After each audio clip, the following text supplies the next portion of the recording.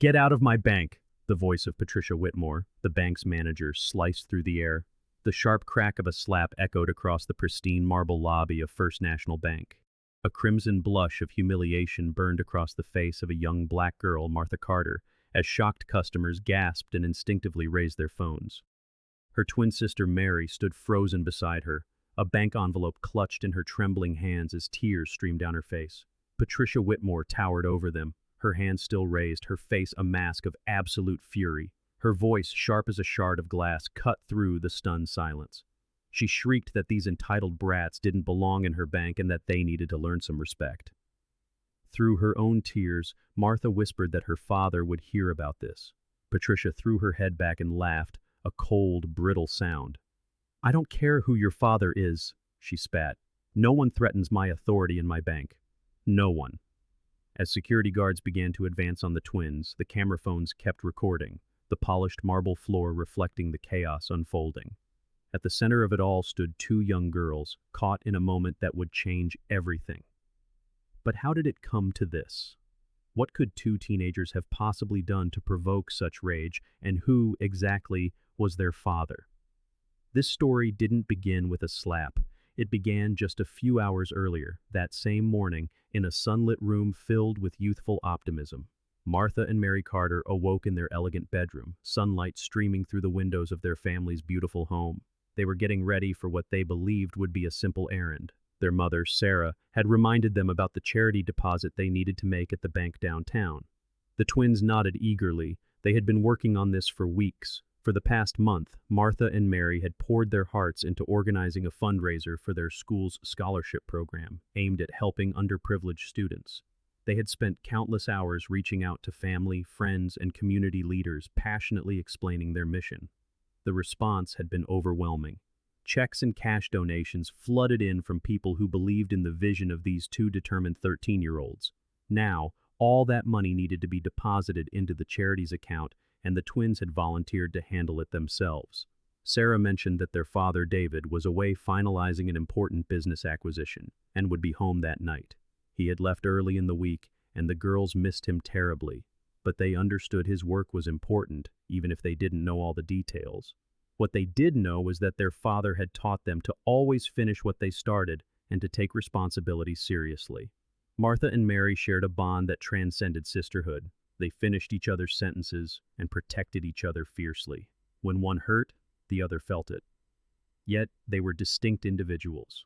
Martha was outspoken and confident, the first to raise her hand in class, never afraid to challenge injustice. She dreamed of studying law. Mary was quieter, more analytical, preferring to observe before she spoke. She loved mathematics and aspired to be a financial analyst, using numbers to help people make smart decisions. Despite their family's wealth, their parents had raised them with a deep sense of social responsibility. Sarah and David Carter made sure their daughters understood that privilege came with an obligation to give back. They taught them to see people for who they were, not what they looked like or how much they had. These lessons were the very reason they had worked so hard on the scholarship fundraiser. But life hadn't always been easy. They had faced the subtle sting of racism before, even in their private school and upscale neighborhood. Careless comments about their hair, condescending assumptions about their abilities, the quiet indignity of being followed in stores while their white classmates shopped freely. Each incident hurt, but their parents had armed them with dignity and strength. They learned to hold their heads high and never let anyone make them feel small.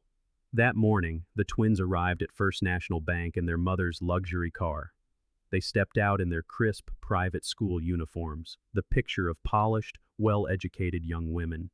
Martha carried a leather portfolio containing the checks and cash, while Mary held the authorization paperwork. They admired the bank's grand architecture as they walked inside, its marble columns and gleaming floors. They felt confident. They had been here before with their parents. This was supposed to be routine. But they didn't know that nothing about this day would be routine. They had no idea that within the hour, their world would be turned upside down by a simple act of charity, a confrontation that would expose an ugly truth and set in motion a chain of events that no one could have predicted. Inside the bank, Patricia Whitmore was having the worst day of her career. That morning, she had received the dreaded call. The regional promotion she had fought for 3 years had gone to someone else, again. Patricia, a woman in her late 40s, had clawed her way up in the male-dominated banking world, battling prejudice at every turn. But instead of using that experience to build empathy, she had allowed it to curdle into a shield of cruelty, lashing out at anyone she perceived as beneath her. When Martha and Mary Carter walked through the entrance, Patricia noticed them immediately. She didn't see their expensive uniforms or their confident stride. She saw their skin color. Her eyes, cold and assessing, narrowed. What are two black teenagers doing in my bank dressed like that? The assumptions began to fester before the girls even reached the counter. Martha and Mary waited patiently in line, unaware of the manager's hostile gaze. They whispered excitedly about their fundraising goals, calculating how many scholarships the donations could provide. When they reached the front, the teller, Jennifer Hayes, greeted them with a warm smile. Jennifer, a young black woman herself, had just started at the bank 3 weeks ago. She took pride in treating every customer with professionalism and respect, and the twins immediately felt at ease. They explained their purpose and presented the portfolio of checks and cash, all neatly organized and documented. Jennifer's eyes widened slightly at the amount, but she smiled and began to process the transaction, asking for the authorization letter and account information, which the girls promptly provided. That's when Patricia stormed across the lobby, her heels clicking sharply against the marble. "What's going on here?" she demanded, her voice loud enough to turn heads. "Why are you processing such a large transaction for minors?" Startled, Jennifer began to explain that the girls had proper authorization, but Patricia cut her off. Mary politely held up the official letter, bearing the school's letterhead and the signatures of both the principal and their parents. "We have authorization from our school and our parents," she said, her voice calm and respectful. But Patricia wasn't listening. She snatched the portfolio, examining the checks with exaggerated suspicion, holding each one up to the light as if searching for forgery. "Are these even legitimate?" she asked, her words dripping with accusation. Martha felt a hot flush of anger, but kept her voice steady. "You can verify the account in your system," she said firmly, gesturing to the authorization letter again. "Everything is in order." Other customers were now watching openly. Some shifted uncomfortably, while others began to record with their phones, sensing the injustice in how the manager was treating two young girls. Patricia demanded to speak to their parents. Mary patiently explained that her mother was in a hospital board meeting and her father was on a business trip. "But we have permission to handle this," she insisted. Patricia sneered. "Children," she said, stretching the word into an insult, "shouldn't be handling this kind of money." Jennifer quietly tried to intervene, pointing out that everything was in order according to bank policy. Patricia whipped around, her eyes flashing with menace. "Are you questioning my authority?" she snapped. "One more word, and there will be a formal write-up in your file." Jennifer's face fell. She couldn't afford a mark on her record. The twins exchanged worried glances. This wasn't about bank procedures anymore. This was something uglier. Martha took a deep breath. "May we speak to someone above you about the policy for authorized charity accounts?" she asked calmly. It was a reasonable question, but to Patricia, it was a direct challenge. Her face reddened with rage. That's when an elderly white customer, Helen Morrison, a client for 30 years, spoke up. "This is completely unreasonable," she said, her voice clear and firm. "These young ladies have done everything properly." Patricia spun toward her. "Mind your own business or take your accounts elsewhere." Helen gasped, shocked, but stood her ground. Mary, desperate to de-escalate, suggested they could just come back the next day with their mother. But Patricia blocked their path. "I need to verify every single one of these checks with the donors personally," she declared, the implication clear. She believed they were thieves. Martha's composure finally began to crack. "These donors include Jonathan Richardson, CEO of Richardson Industries," she began, her voice rising with indignation as she listed a roster of the city's most prominent leaders. "Anyone can memorize names," Patricia scoffed, pulling out her phone. "I'm calling the police to investigate this for fraud." That was the final straw. With trembling hands, Mary pulled out her own phone to call her mother. She just wanted this nightmare to stop. Her finger hovered over the contact. And that's when Patricia Whitmore lost all control. Her hand shot out like a striking snake, slapping the phone from Mary's grasp. In her fury, her palm connected hard with Mary's cheek. The crack echoed through the silent lobby. Time seemed to stop. Customers gasped as phones were raised high, recording every second. Mary stood frozen, her hand slowly rising to her burning cheek. The pain was sharp, but the humiliation was worse. Tears began to stream down her face as the reality crashed over her. A bank manager had just struck a 13-year-old child in front of dozens of witnesses. A primal instinct flared in Martha. She threw an arm around her sister, shielding her with her own body while locking eyes with Patricia. No one touches my sister. But Patricia didn't back down. The violence seemed to unleash something even darker. "Security!" she shrieked, her voice shrill with panic. "These girls attacked me! They were trying to steal from the bank!" She pointed with a shaking finger, her chest heaving with manufactured outrage. Two security guards, Michael and James, approached uncertainly. Michael, a veteran, had seen the whole thing unfold. He knew Patricia was lying, and the knowledge sat like a stone in his gut. But James was new and trained to follow orders. Meanwhile, Jennifer, the teller, sprinted towards the back offices to find the HR director, Amanda Foster. In the lobby, an angry red mark was already blooming on Mary's cheek. Martha held her sister close, her voice ringing out across the silent lobby, clear and strong despite her tears. "For the record," she announced to the recording phones, "my sister has just been assaulted while trying to complete a legal charity transaction. We did nothing to provoke this." Patricia doubled down on her lies, fabricating a story about the girls becoming aggressive and threatening. But Helen Morrison's voice cut through the deception. "That's a lie," the elderly woman shouted. "I saw everything. You assaulted that child for trying to make a phone call." Other customers began to chime in, their voices overlapping in a chorus of outrage. Just then, Amanda Foster burst through the office doors. She stopped dead, horrified at the scene, a crowd of people recording, her security guards hovering. And at the center of it all, a crying 13-year-old with a swollen face held by her twin sister. Patricia immediately launched into her false narrative. "These girls were attempting fraud," she cried, her voice desperate. "They became physically aggressive when I confronted them." She painted herself the victim, a manager merely protecting her bank from criminals who just happened to be children. It would have been an impressive performance had it not been so transparently false. Amanda cut through the narrative with a single, simple question. "I'd like to see the security footage, immediately."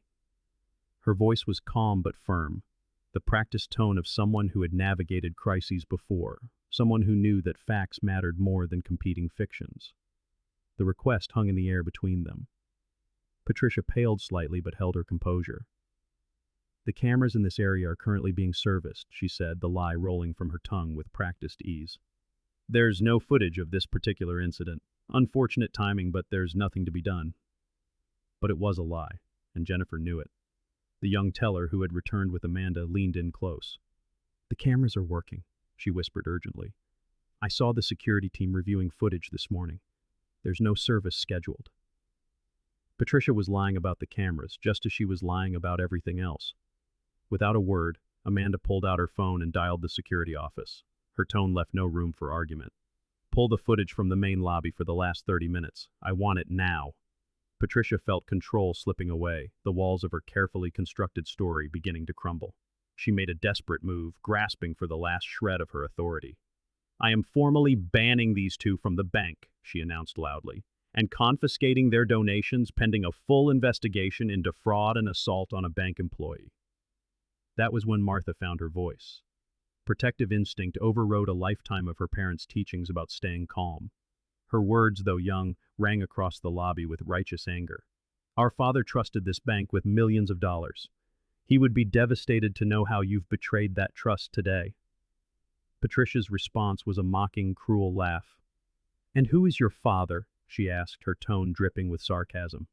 "Some minor businessman trying to sound important by teaching his daughters to drop his name?" Martha said the name quietly, but in the tense silence, it carried like a shout. "David Carter." She said it with simple dignity, a statement of fact, not a threat. The name meant nothing to Patricia. She laughed again.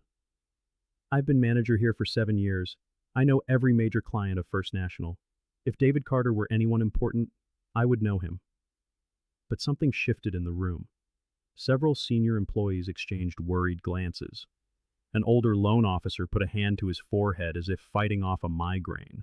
A personal banking manager's eyes went wide with dawning dread.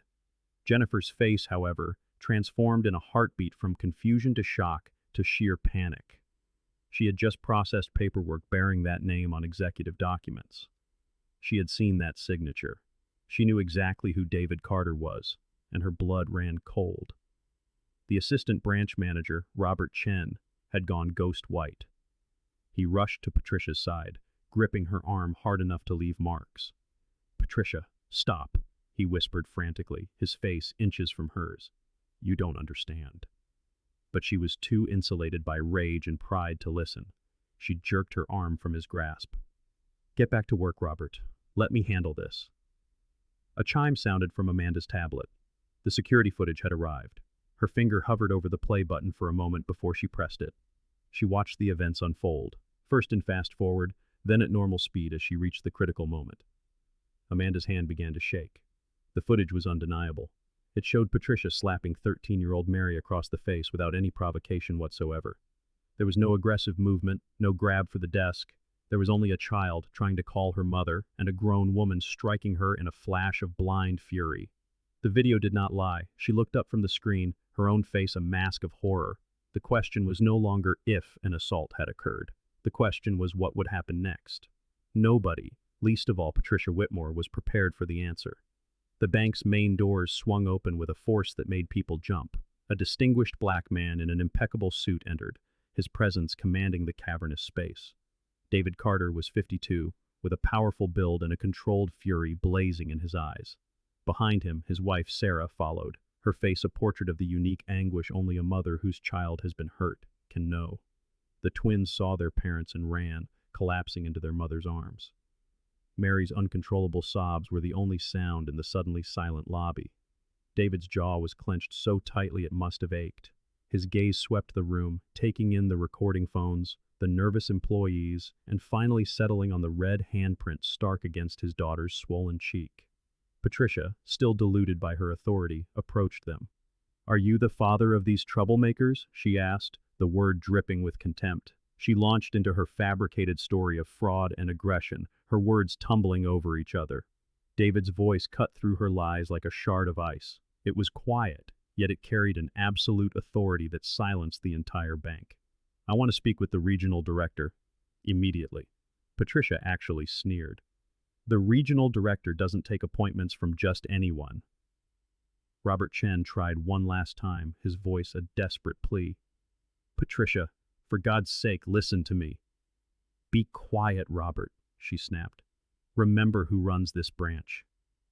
With deliberate slowness, David pulled out his phone. He made a single call. In the profound quiet, those nearby could hear it ring. When it was answered, David spoke only 5 words. "I'm at the downtown branch." Then he hung up. Less than 3 minutes later, the doors flew open again. Regional Director Karen Stevens rushed in, her face ashen, her hair disheveled as if she had broken every speed limit to get there. Her eyes scanned the room frantically until they landed on David Carter. Her expression became one of pure terror. "Mr. Carter." "Sir," she stammered, her hands trembling. "What's happened? How can I fix this?" The atmosphere had turned electric. Patricia stared, confused, as her boss's boss treated this man with a reverence reserved for the board of directors. The first cracks appeared in her armor of certainty. Karen turned to her, her voice shaking with rage. "Do you have any idea who you just assaulted?" Patricia's arrogance, though wavering, was too deeply ingrained. "It doesn't matter who he is. The girl was part of a fraud scheme. I was protecting the bank." David finally spoke directly to Patricia, his voice cold and measured. "My name is David Carter. I am the majority shareholder and CEO of this bank's parent company." He paused, letting the words land. "I don't just own this branch. I own the entire bank." The color drained from Patricia's face. She staggered back a step, her mouth opening and closing silently. The truth was a physical blow. David wasn't finished. In that same, chillingly calm tone, he spoke of building his wealth from nothing, of facing a lifetime of discrimination, of being denied loans, passed over for opportunities, followed in stores. He had built an empire on the principle of treating every person with dignity, and he had just cut short negotiations worth hundreds of millions to come home because his wife called to say his daughters had been hurt in his bank. It was a misunderstanding, Patricia stammered, the apology born of terror, not remorse. If I had known who they were. Those words sealed her fate, an admission that her cruelty was conditional. Play the footage, David said to Amanda, gesturing to the large display screen that usually showed interest rates. The monitor flickered to life. The entire lobby watched in horrified silence as Patricia struck a 13-year-old child. They watched her abuse her power, her lies exposed in high definition. Sarah Carter's voice trembled with a controlled fury more frightening than any scream. I want to ask you something, she said, her eyes locked on Patricia. When you looked at my children, what did you see that made you treat them like criminals? What did you see that made it acceptable to put your hands on them? Patricia had no answer. She stood exposed, her lies stripped away, her prejudices laid bare for all to see. You're terminated, David said to Karen, the words final and absolute, effective immediately. He turned his gaze back to Patricia. And this isn't just a termination. This is assault on a minor, captured on video. My lawyers will be in touch. As Patricia began to protest, to plead, to threaten lawsuits, Jennifer Hayes stepped forward.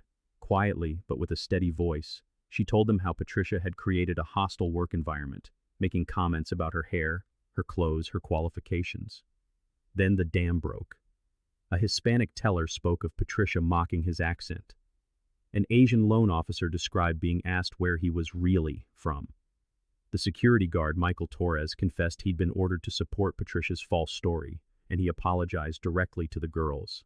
One by one, employees and customers came forward, a chorus of voices detailing a long-standing pattern of prejudice and abuse.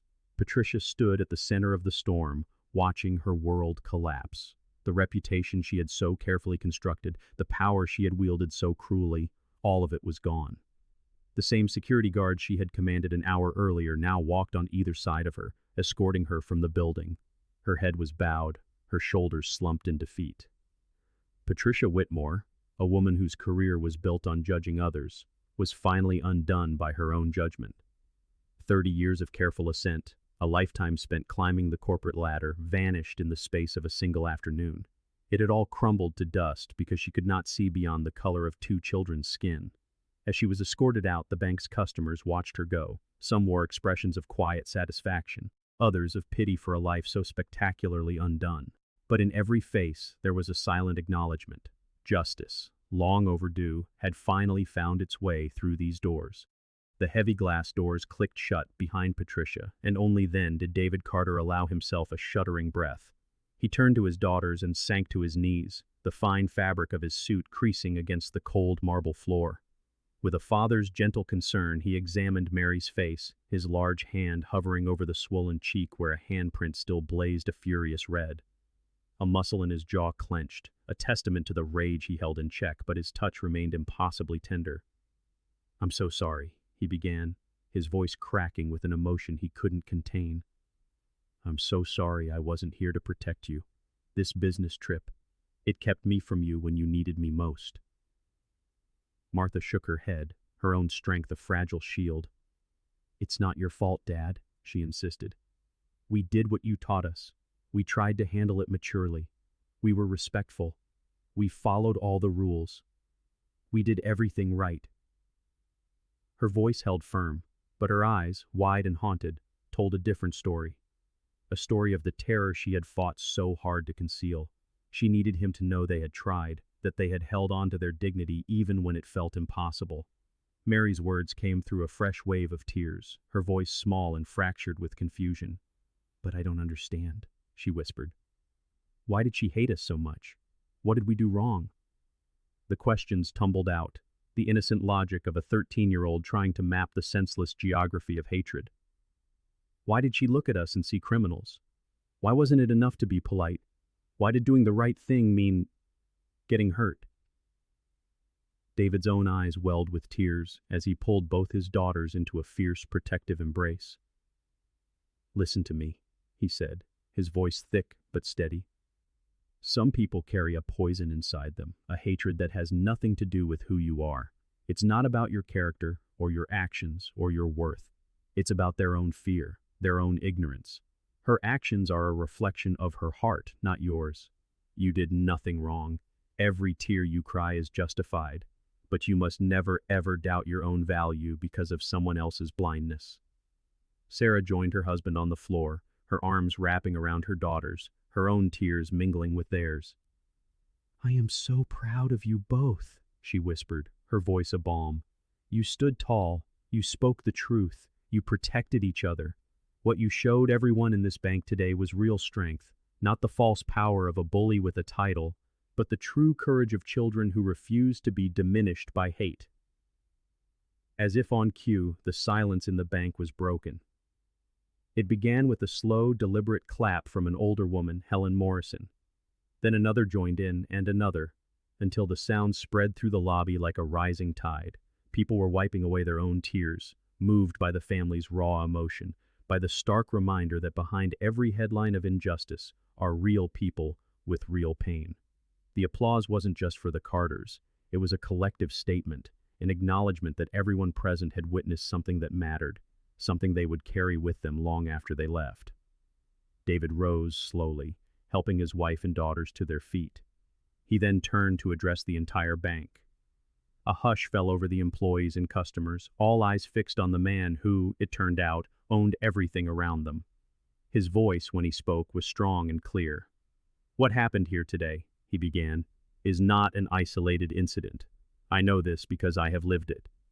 He spoke of his own life, of the racism that had been a constant shadow. He shared stories of being denied loans when he was starting out, of being followed in stores, of having his intelligence questioned in meetings where he was the most qualified person in the room.